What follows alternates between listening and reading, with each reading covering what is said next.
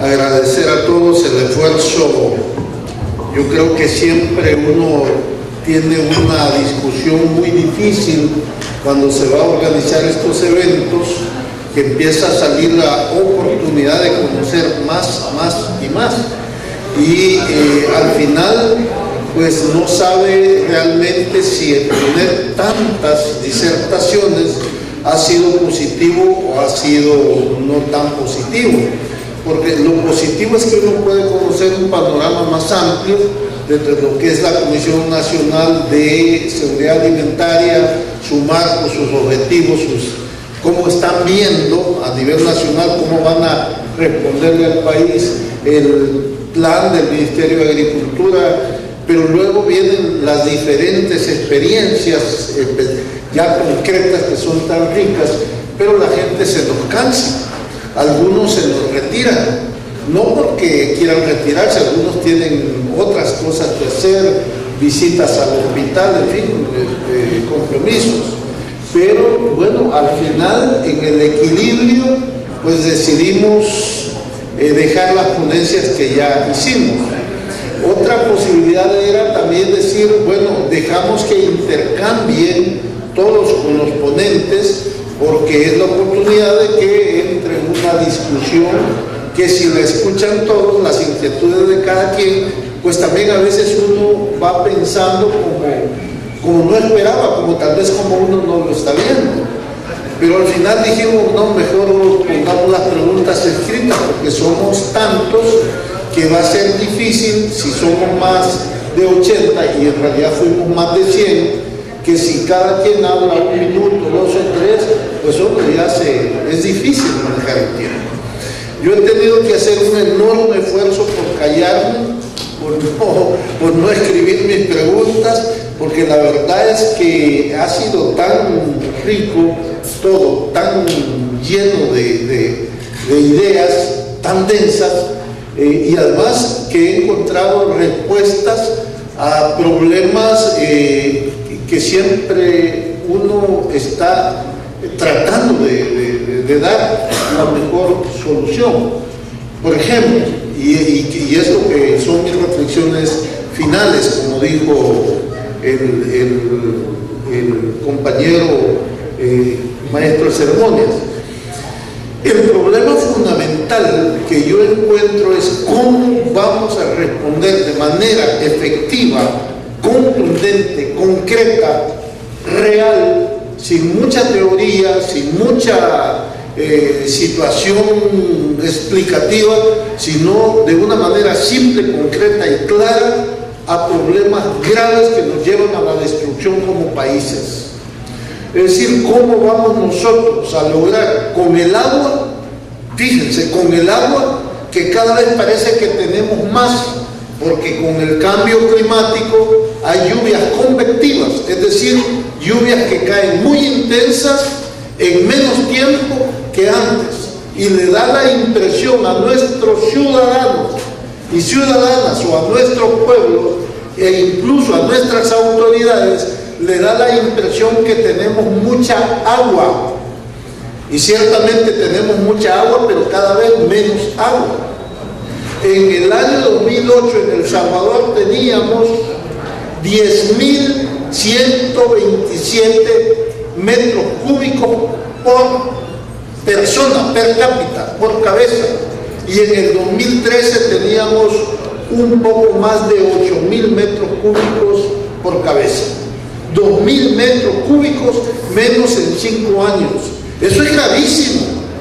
Esos son datos espantosos, porque vayan ustedes sumando cada 5 años, porque solo son 5 años. Y si perdemos 2.000 y tenemos 8.000, hombre, quiere decir que si las cosas no se hacen diferente, 8.000 suena bastante, pero puede ser poco. Pero resulta que Honduras tenía 14.000 y en ese mismo lapso, de acuerdo a los datos de organismos, tal vez no hondureños, nos ponen un poco más de 11.000 metros cúbicos. ¿Qué pasó con los demás? Pero los datos de Costa Rica y de Nicaragua y Guatemala no son tampoco tan alentadores.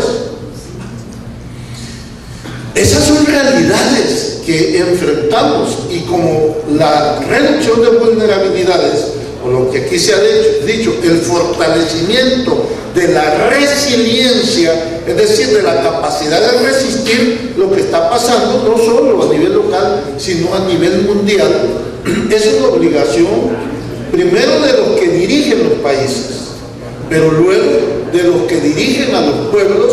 Y disculpen, uno podrá creer que se dirigen a nivel nacional, pero el problema es que la realidad es que la familia, el territorio, el medio ambiente y la producción se dan en el territorio. Y que entonces al final, ¿qué pasa con los señores alcaldes? Bueno, pero eso es el gobierno. Pero ¿qué pasa? ¿Quién de verdad trabaja en última instancia la tierra y la hace producir? Es la familia. Es el sector privado.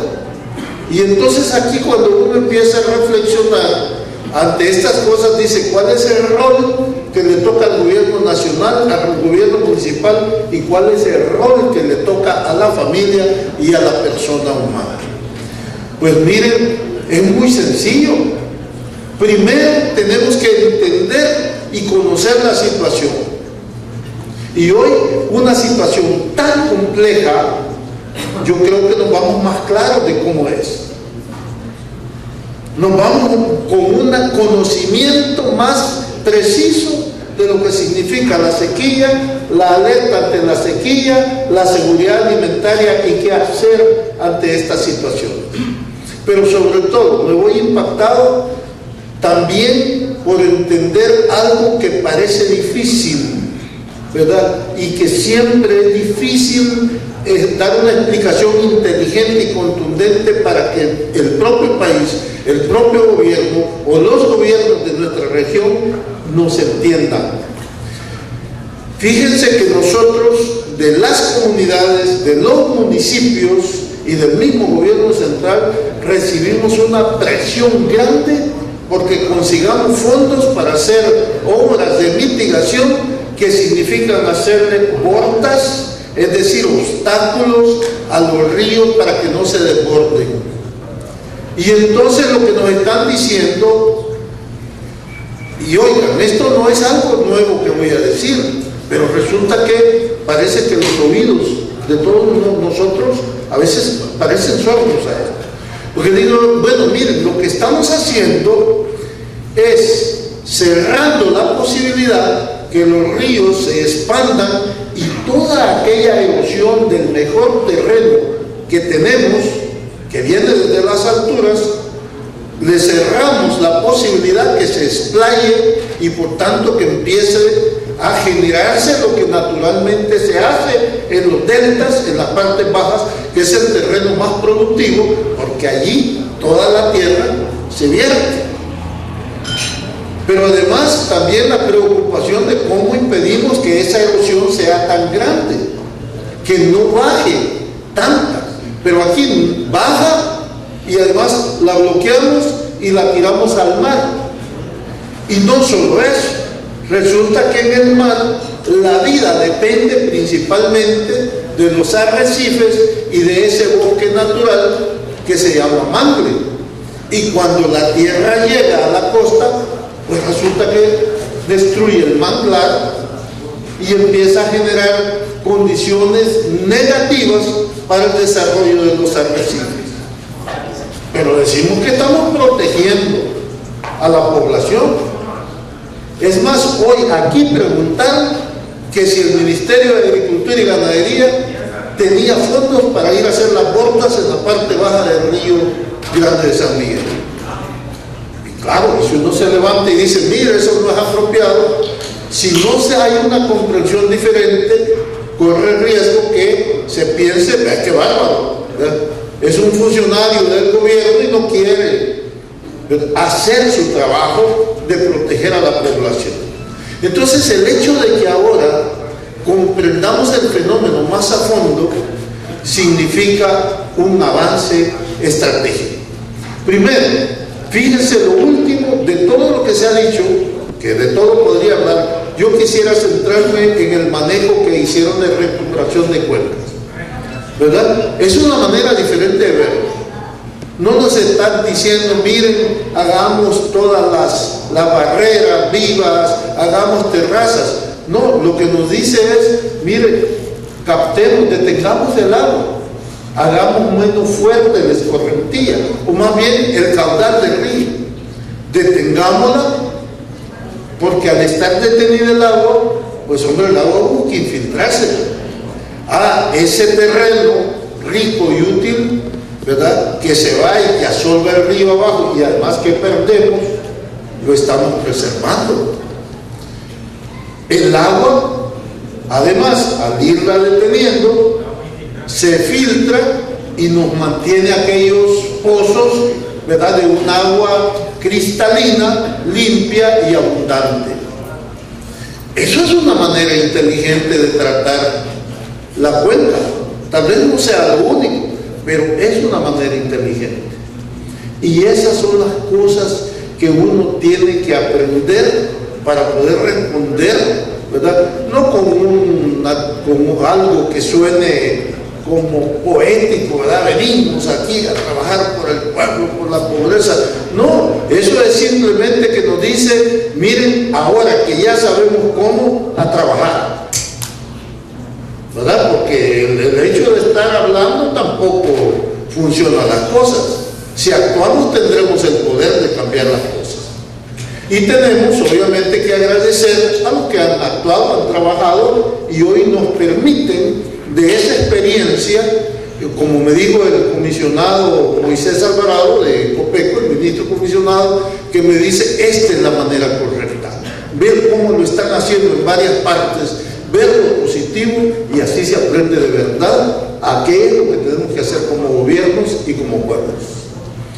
Yo sé que deben estar cansados, sé que a lo mejor tal vez no lo compartan, pero yo estoy altamente emocionado, satisfecho, agradecido, ¿verdad? Y cuando les pase el cansancio, yo creo que ustedes se darán cuenta la maravillosa experiencia que tuvimos en el 7º foro del Foro Permanente de Reducción de Vulnerabilidades, que se denomina sequía, medios de vida y seguridad alimentaria, porque las tres son parte de una misma cadena. Y lo que ahora aquí nos dijeron los actores que tienen que resolver este problema de manera positiva somos nosotros mismos. Y ya sabemos cómo, ahora debemos trabajar. Muchísimas gracias.